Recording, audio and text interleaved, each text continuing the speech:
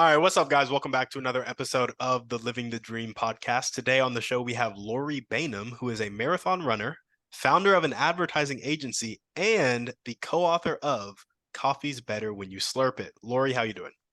Hey, I'm great. How you doing today, Tim? I'm doing fantastic. Thanks for asking. Awesome.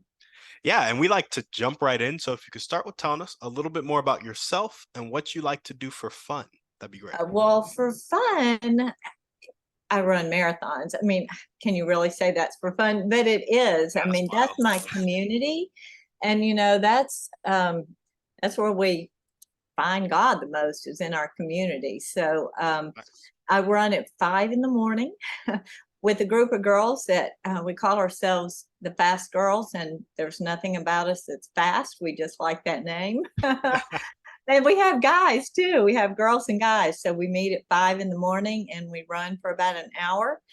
And then on Saturdays we run long, 3 or 4 hours sometimes, depending on what we're training for. But that is our kind of like our therapy session, and it's really how the start of the genesis of my book, because a couple of the guys, 3 guys that I ran with, they're drunks, alcoholics in recovery, and they're fabulous guys. And I would never have guessed in a million years that they would be my motivation and inspiration. But I just learned so much about good, happy, peaceful living with a stronger, I've always been a church girl, but a stronger spiritual connection than I've ever had in my life came through what they had spilled out on me. So that's how this came to be. I gave you too much information there, but there I am. No, you're good. I love it. I love it. And so your day to day is in the advertising agency, but you wrote this Yes. book, Coffee's Better When You Slurp It. So tell us a little bit about the agency and then jump into kind of the motivation Okay, behind the book. sure. I would love to. So I've been, I have a small agency and I advertise only for furniture stores, 100%. And it's not just advertising. I buy their merchandise, help them set it on the floor. It's anything to do with marketing and consulting. So I've just always had my hands on a lot of levels when it comes to like negotiating leases. Even it's consulting also, and I've done that for about 30 years. So I've been doing it for a day or two, and that's what pays the bills, so that I can have money to write this book, co-author this book. And I'm doing that with another lady. Her name is Nia Carmody, who happens to be one of my running buddies, and she knows the 3 drunks that helped us get into this. And we're just having the time of our lives doing this. And she's an English teacher, so she was a great co-author because she knows about grammar and she can write so well. So it's just the most fun thing I've ever done, and with the greatest potential to make an impact on the world. So it's really fun to be part of your podcast because that's what you're doing, helping people live the dream. Absolutely. Yeah, I love it. So coffee's better when you slurp it. Tell us about kind of the foundational message. How that came about. Okay, so I discovered through the miles running with these guys who are my now, 3 of my closest friends, that I'm an emotional drunk, literally. And what that is, let me tell you what that is. If you're walking around with bitterness and resentments and anger, and it's getting in your space. And what it really boils down to, Tim, is that what we need to be doing is keeping our side of the street clean and not worrying about someone else's. And what I mean by that is I discovered, like, I'll just tell you some of my resentments. Well, I don't want to get into telling you what the resentments were, but I was just thinking somebody else was doing it wrong, and I was holding them responsible. I mean, here I was bitter and resentful and didn't even realize it. Serial people pleaser. I mean, I needed, my father was an alcoholic. I hate to throw shade on my dad because I loved him and he was a great dad in many ways, but he was an alcoholic. And it turned me into a people pleaser because as his disease progressed, I didn't get the affirmations that I wanted. He was busy being an alcoholic, and I didn't get the affirmations. So I started people pleasing. And what you're doing when you do that is you're searching for compliments and affirmations and kudos. You want to hear that you're great because maybe you didn't feel that way when you were a kid. And that's an emotional drunk, because what you're doing is you're looking for your source of happiness out there. And I know this from following your podcast, and the source of happiness is right here. I mean, it's God in us, and the God we experience in our friends, and what I experience on those runs. Well, I didn't know I was an emotional drunk. In fact, when the main guy, who is one of my best friends now, suggested it to me, I was furious and very offended. But then, the more I thought about it, the more it rang true. Yeah, you're holding other people responsible for your happiness because they weren't acting the way I thought they should act. I would do something grandiose and think I deserved a lot of appreciation, and they wouldn't give me the appreciation that I wanted, which is ridiculous. I can't control how much somebody else appreciates. I can't control anyone else but myself, and that's only on my good days, Yep. But God can do it. And in AA, I'm not in AA. I did quit drinking just because I wanted what they had, and I wanted to see what it was like. But I'm not an alcoholic, but the program of AA is what inspired me, because they started sharing with me their 12 steps to recovery. And they would share their principles, what they learned in their meetings when we were out there running the many miles, and what they had just spilled out on me. When someone else is happy or joyful, I mean, it can get on you, good and bad. Absolutely. And if it's bad, you want to get it off of you. But if it's good, bring it, baby. I want what you got. Yeah. So I just became so enthusiastic, and I wanted this peace and serenity and spiritual connection that they had. And I did have a good relationship with God, but nothing like what I have now. I mean, it has taken it up such a notch.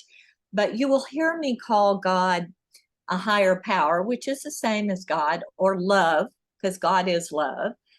Some people say the universe, because God is all of creation. We believe those are one and the same. And the reason I like to say that is, in recovery, I mean, most people probably need recovery, if we're honest, of some sort, emotional, if not something else. And we don't want to keep anyone from having access to this recovery. And so AA found that if you identify God as a higher power, you include everyone. If you call it God, there are some people who can't buy into that. It's this old metric that failed them.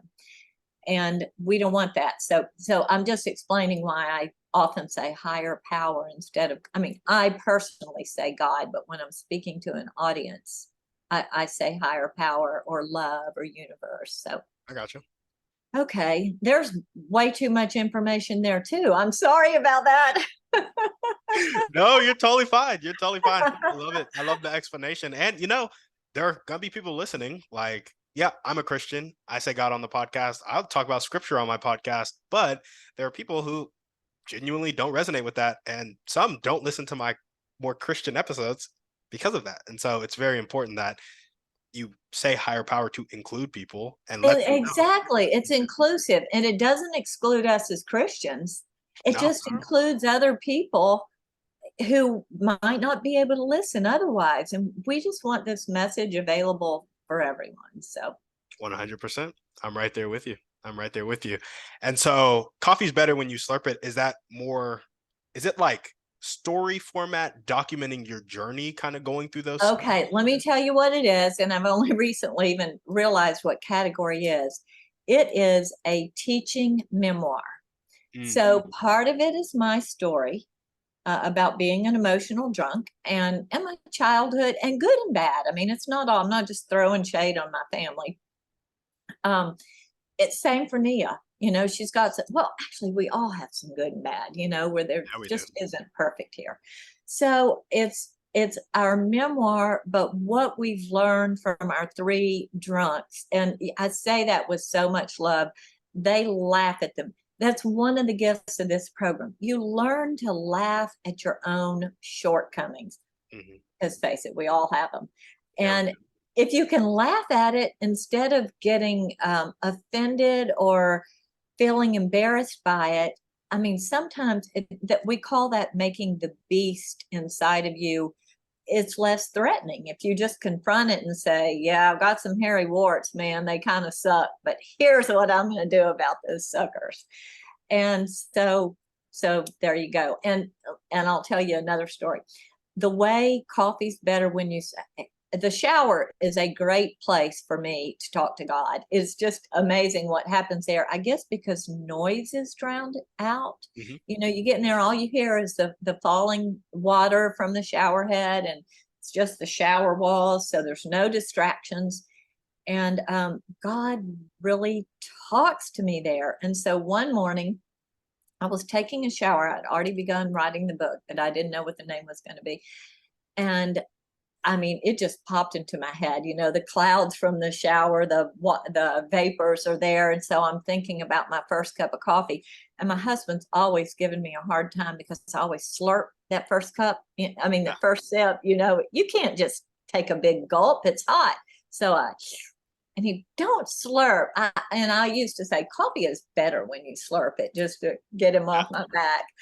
And I was in the shower and I'm like, that's the name of the book. Little did I know what connection coffee has with AA.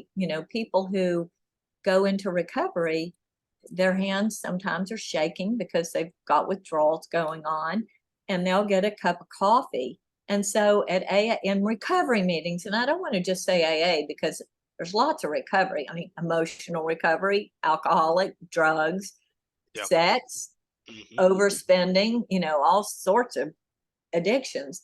So, but at recovery meetings, coffee is available. And so it really is a part of recovery, but I didn't know that. I mean, it just came to me this morning and I'm like, that's the name of this book. There we go. I love it. I love it. Does can you remind me of your co-author's name? Nia Carmody. Nia. Does she have Nia. a similar experience being an emotional drunk, or was it something else for her? She's an emotional drunk. Yeah, neither of us are alcoholics or drug addicts, but she has some we just call it emotional baggage, and that's what we're trying to do is help. Our target right now is probably women our age, because when your kids are growing up, you're so busy getting your kids raised, going to being soccer moms and all that good stuff. But about somewhere about midlife, I think you start, and it's not just women. I've actually talked to my preacher who was like, I'm going to need that book. You just start realizing you got a lot of this behind you, and you want the second part of your life. You want to be more self-actualized, have more serenity. You want it to count because you're seeing, I'm not on the countdown yet. Well, we're all on the countdown. Yeah. You're more intentional. I think you have more time to be intentional about your life. And so our initial target is probably middle-aged women and men. I mean, as I said, as I started talking to men about it, they seem equally enthusiastic about it. But ultimately, this is my bucket list. And that is, we have to get the book written first. We're about halfway through. We've got a great outline. We know where we're going. But ultimately, we want to take this to schools. I think it could change the world, Tim. I mean, I think I was not equipped to deal with my emotions as a kid.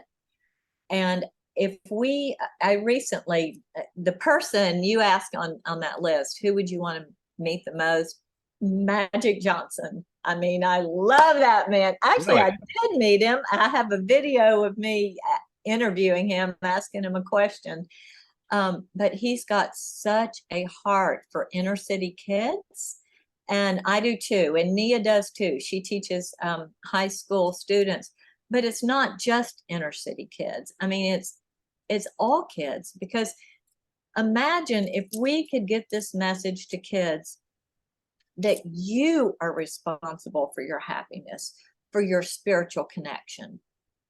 If you could really get that to kids, how to deal with emotions, it has the potential to domino effect in a way really that could change the world. And so ultimately, once we get our book done, we want to get a curriculum written. And I'm going after Magic because he has this love, an affinity for inner city kids, but I know it's for all kids. I mean, I'm following him now on social media. So if we could get him and his name and him talking to kids, they're not going to trust, I'm just an old lady that's out of style, but Magic Johnson, now he's cool. Yeah. And what I would like to do is find celebrities. There are a lot of celebrities in recovery. And if we could get them and their voice to go to schools, and I think we could do it through like PE classes, because those are already dead, and everyone has Zoom now. Since the pandemic, I think all the schools probably have access to Zoom.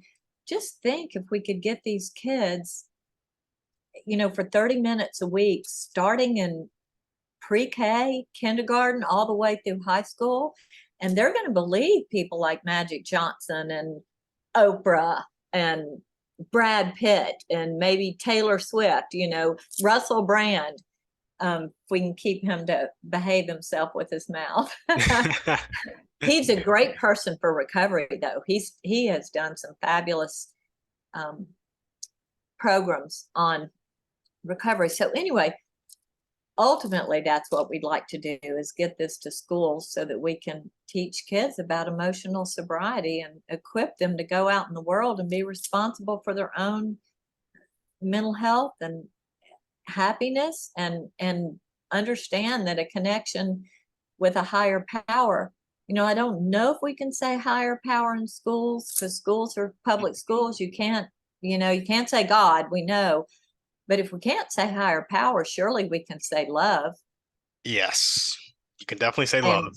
That would be God is strange if you could. love. And then, to me, the devil is fear. I mean, the opposite, the absence of God is the devil, and that is fear. So there's fear and love. And so we've already figured out a way that we could present this material so that maybe schools would allow it. So that's our bucket list. Absolutely. I love it. Well, it takes us right into the dreams and goals section. So you got to take the book to schools to teach kids about emotional sobriety, primarily through PE classes with Magic Johnson and other celebrities. Right. What are do you have any other dreams or goals that you want to chat about? Or is that like the main one that you're kind of sticking with? Well, it's so big. I'm trying to stay with that. I'm kind of a serial idea person, and I have to keep myself in check because, so I'll be writing and I'm like, oh, but what, I mean, you should see the list of the people that I want to include in this project. And the last one on my list, but if you don't ask, the answer is always no. But the last one is the Pope. There we go. Because I want to get it in Catholic schools too. We can't exclude the Catholic kids. Nope, don't want to do that. They got their Yeah, own emotional drunkenness that they're dealing that with. exactly. And you see, if we say it like that, it's kind of funny, but it's kind of like, okay, I'm emotional. In AA meetings, you stand up and you say, "Hi, my name's Lori, and I'm an alcoholic," and everyone says, "Hi, Lori." They remove the beast. This is who I am, and I'm here because I want to stay better. Yeah. I love it.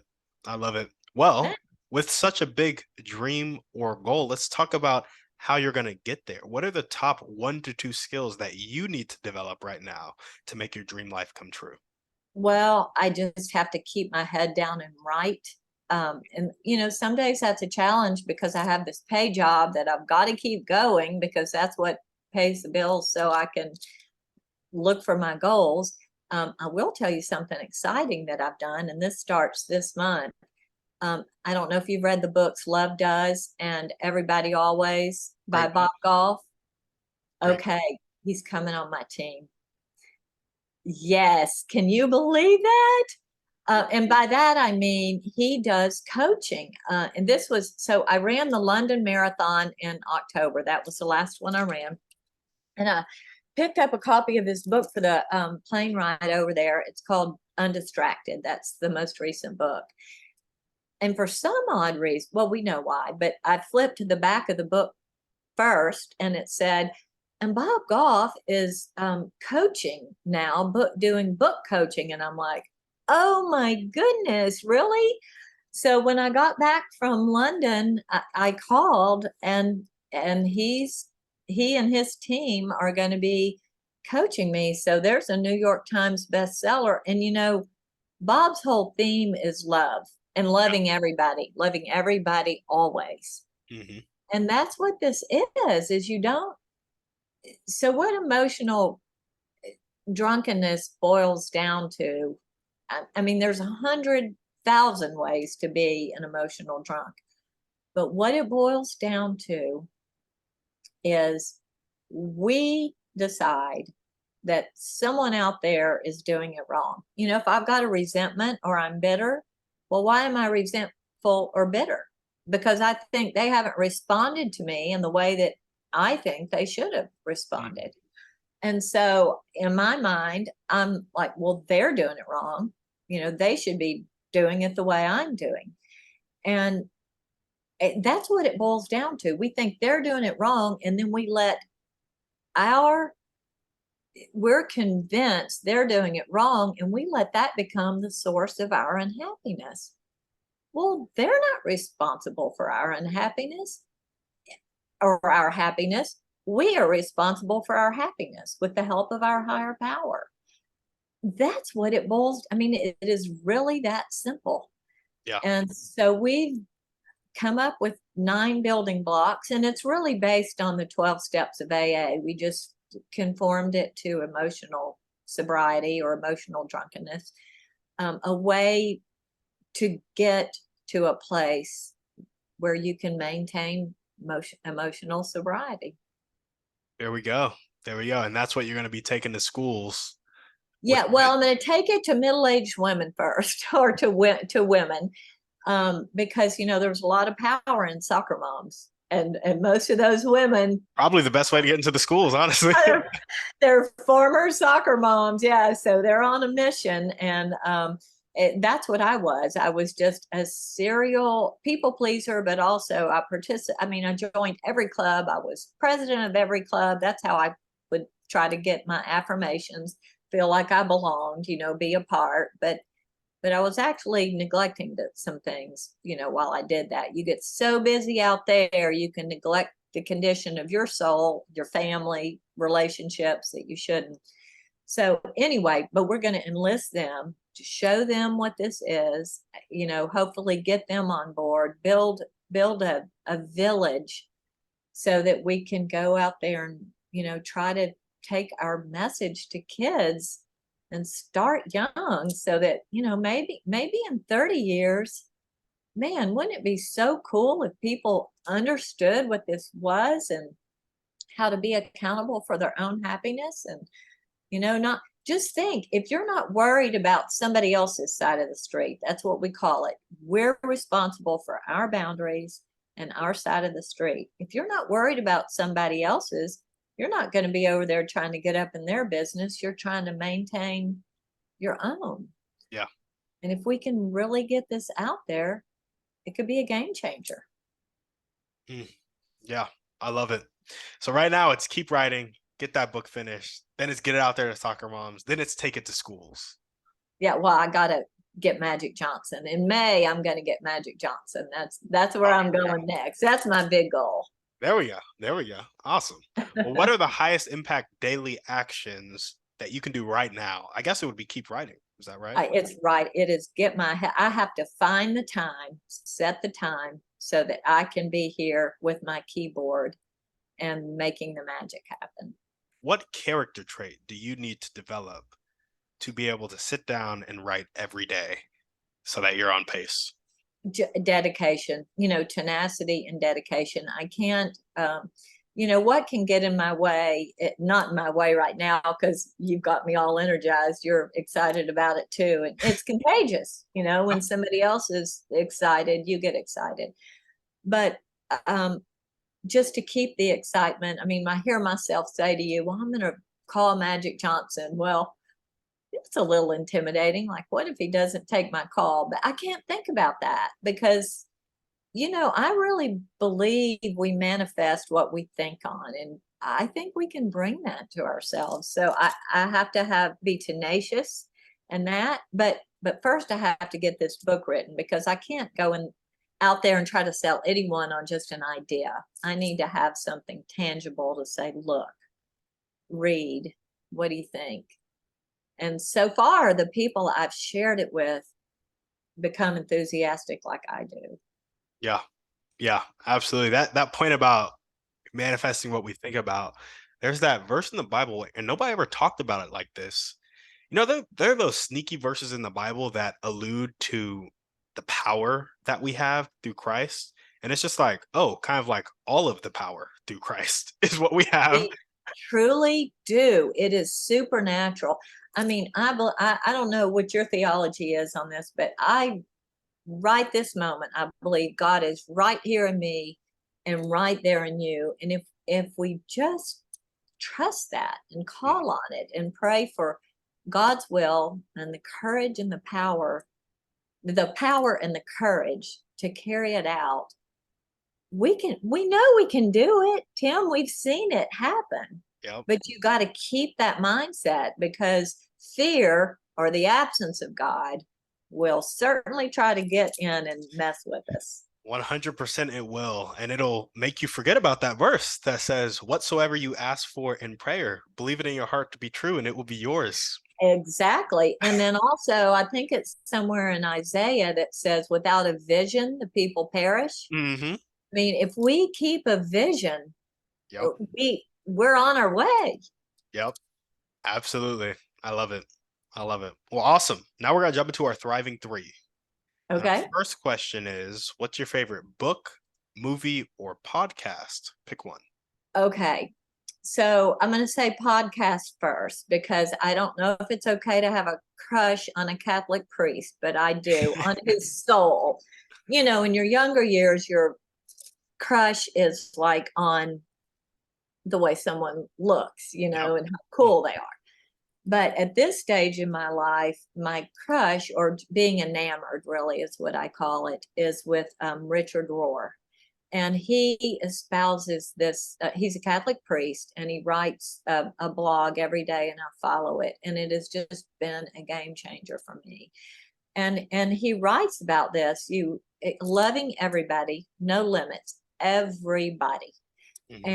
And calling on the God in ourself, being connected with others, having intention, having love, and not judging others. It just seems like this world would be so much better if we didn't walk around judging others. We walked around loving others. And so that's my favorite, any podcast that has to do with him. My favorite movie, I love The Secret Life of Bees because there's such unlikely friendship. The little Dakota Fanning, I think that's who it was in it. She's just brilliant in that. She needed those ladies, and little did they know it, except for Queen Latifah knew it, but they needed her. Mm-hmm. And I love unlikely friendships. I've made so many of them in my life, and they've been game changers. It's been the best part is when I make friends with someone that I never saw making friends with. Nobody should stick within their own zip code. That is so boring. Get out there and see because everyone's our neighbor.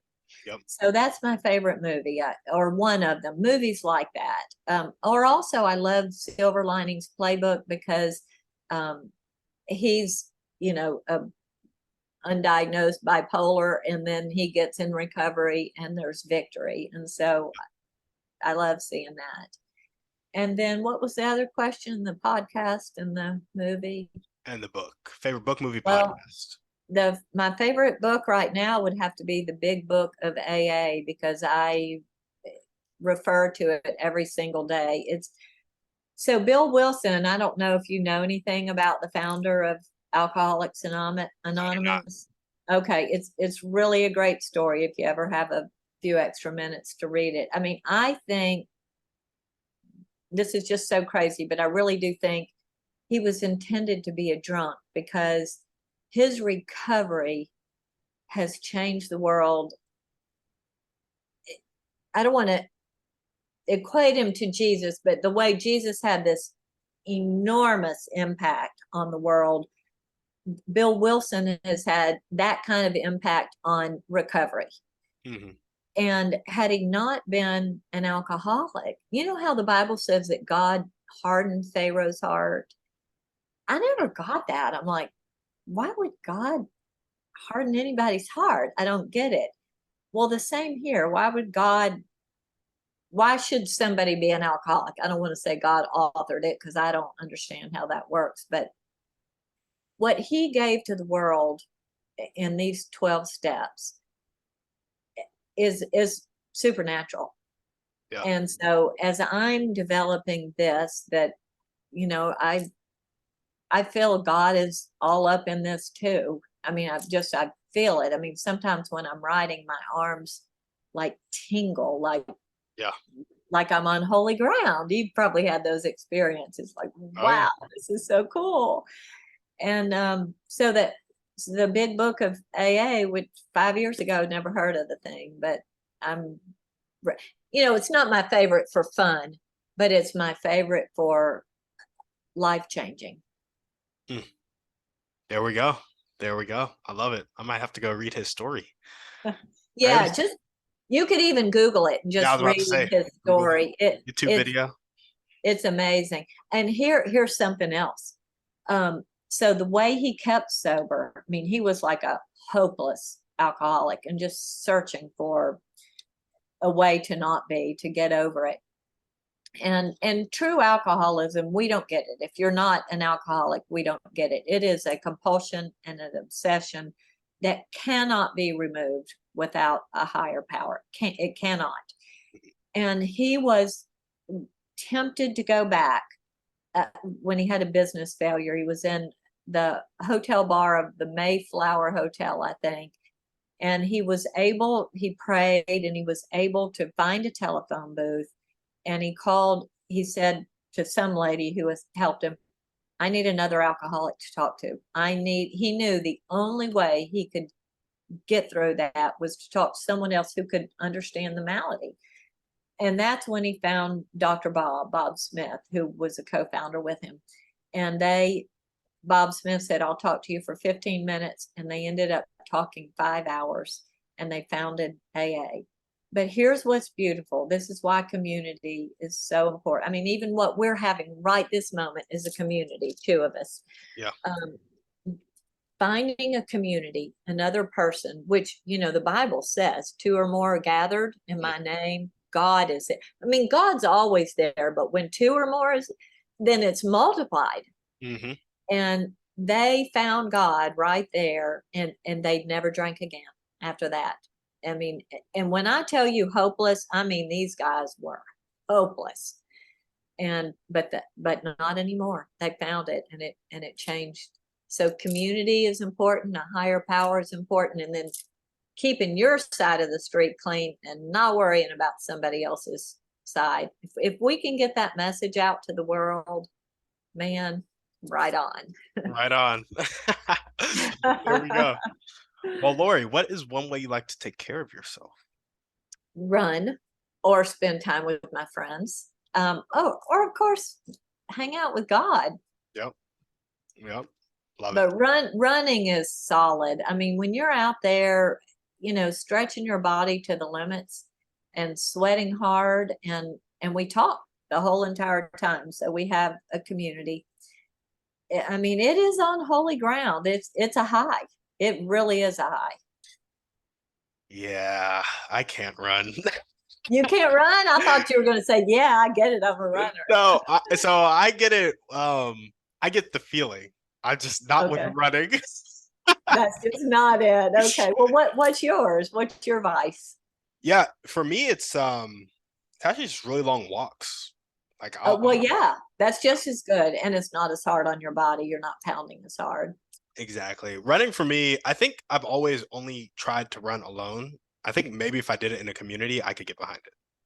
There it is. That's the difference. I'm telling you, if I weren't meeting, when I show up at 5 a.m., there are at least 4 or 5 other people, sometimes 20. And when you're together, and let me tell you, you talk about breaking it down, it gets down and dirty. And by that, I mean vulnerable. You share the real stuff. It's not bull. You are sharing your aches, your pains, your joys, your hopes, your spirituality, your frustrations, all of life. And it's like you've been to therapy for an hour, and God's there at the same time. It's just so cool. Yeah, I love it. I was also going to mention lifting, but even with lifting, it's like I only really love it when I'm doing it with other people. And so just that community aspect. Community. I mean, that's it. It's, when we're together, you don't feel as alone. You've heard a joy shared is doubled, and a sorrow shared is halved. Yep. And that's because you got a community going on. I mean, it's almost like not a privilege, what an honor when you get to share a sorrow with a friend. That's vulnerable, and we all have sorrows, man. When you can share a sorrow with a friend, or a friend can share one with you, it's a gift in a way. And the same with an excitement, with a victory. When you get to share that with people who love you and care, or people who don't. I mean, I find some community. You ever go to a grocery store or out somewhere, and you see someone who you can feel their negative energy, and you take a moment just to, give them a pat or say, hey man, you doing okay? You just want to say hi. I mean, their whole countenance changes, and that's a community too. Absolutely. Yeah, I really like how you point out that community can be me and one other person. Yes. Yeah, I like that perspective, because in my head, it's always like, there are multiple people there or whatever it may be. And I think it's like, it really is like that community, like you are communing together, like just that shared experience. Exactly, Tim. And I was the same way. I thought before I started recovery and started reading this book, I thought a community had to be, 20 people, but it's not. It's just more than just you. Yeah.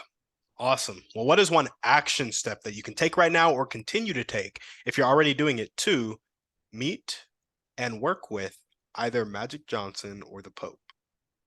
Let's go all the way. The Pope, I haven't figured out yet.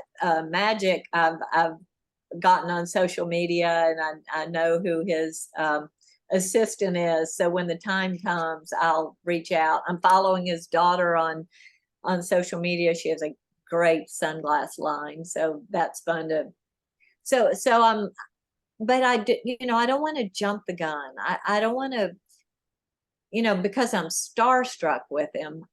It'd be real easy to reach out now and then say what? Well, when I finally get this book, then I'm gonna read. I don't want to do that. I want to have something, because that guy's a businessman. He's worth like $600 million.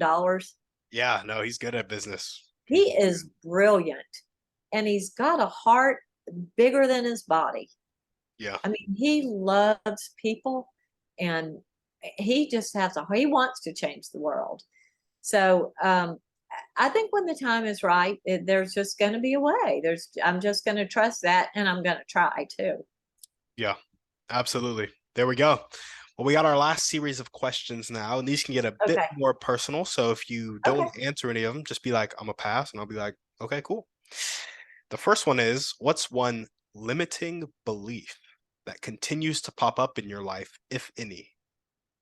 Well, it's probably the same one that everybody has, and that's, can I really do something this big? I mean, people tell me often that that is grandiose, Lori. How you can't do that, but you can't. You have to shut out the noise Yeah, yeah, because I do believe in manifestation, intention that you bring to you the energy. I mean, actually, I think it's scientific that we have in addition to spiritual, but I think scientifically, what energy we put out into the world, that's what we bring to us. So I'm just not going to let the nasty voices get in my. I mean, they do get in my way for a minute, like anybody's. Like, girl, you crazy? You can't do this. hmm But I'm just going to shut them out. absolutely. Yeah, it's scientific, it's spiritual, and honestly, just look at your life now and look at the things you were saying 10 years ago, 20 years ago. Like, it's probably lined up pretty well. And so you'll see a lot of people who like don't believe in like your words having power, and they're really angry people, but then they're always saying like negative things. And it's like, Right. well, your words do have power. They're just having a negative effect on you right now because That's you're that not is speaking right. positively. In fact, there's a book called The Law of Attraction. Have you heard of it? Yeah, I've heard of the law of attraction. Haven't read that specific book though. Okay, it's fantastic. In fact, when I ran, I am so not athletic. I mean, I always wanted to be, but like in school, I was the kid that got picked last or second to last. And so when I started running marathon, I've always run. I'm slow, but I've always run. But when I decided to take on the first half marathon, I remember I had not even run 8 miles yet. And I thought, I can't do this. Mhm. And I went to the bookstore and I found Law of Attraction. And in it, it says you envision the finish line, envision it, and watch your body cross it. And when I was out there training, that's what I did. And honestly, that got me across that finish line. I saw it. I mean, I saw in my mind what happened the day I crossed that finish line. That was my first half. It was Napa to Sonoma, and I had a stress fracture. I Oh, had a wow. stress fracture in my foot, and I still made it. I was just so determined. I don't know that was the smartest move, but I just wasn't going to let anything hold me back. And then since that time, I've run 11 marathons. I've run in London and France and Ireland. I've run New York twice. I've run Big Sur, Philadelphia. I mean, I have run some fantastic marathons. So you don't ever let someone tell you that you can't do it. In fact, if they do, by all means, do it. It gives me energy to do it if someone tells me I can't. Yeah. Yeah. Yeah. No, literally. And the last point, and then we'll kind of go on to the next question. Just the fact that confirmation bias is a really real thing. And if you're always speaking negative things or speaking limiting beliefs, you're only going to see evidence that supports your limiting belief. And the literal second you start talking about bigger things and bigger visions, you'll see how stuff in the world starts to show you evidence of how you can achieve these bigger things. And then you're like, wait, I was so stuck on this 2 months ago and I started talking about it, and then the solution just popped up out of nowhere. And it's like it was always there. You just couldn't see it because you were blinded by your own limiting beliefs and your own negativity. It's so true. Blows my mind, blows my mind. But I love that stuff. Well, your limiting belief is that the can I really do something this big, which is something a lot of us run into, especially when we have communities of people around us who aren't necessarily worth $600 million who have done big things. Right, right, right. Right?